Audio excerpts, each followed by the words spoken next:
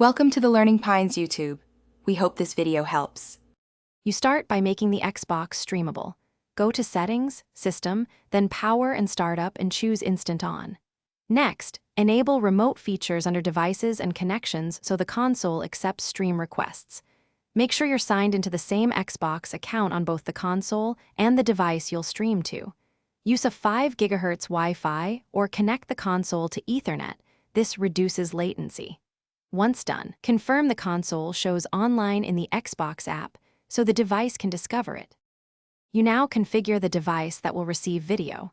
Install the Xbox app on your PC, phone, or tablet and sign in with the same account. Pair an Xbox controller by Bluetooth or plug it in with a USB cable so input is local and responsive. In the app, choose Console Stream to stream over your local network. This confirms the link and shows real-time video. If local streaming works, you've handled the complex middle steps. Now prepare for remote access from outside your home network. You finish by starting remote play from the Xbox app when you're away. Select your console, tap Stream, and connect. Adjust streaming quality in settings. Choose lower bitrates if your network is unstable. Make sure your controller is connected to the device and test audio levels. If things go wrong, here's the key troubleshooting tip.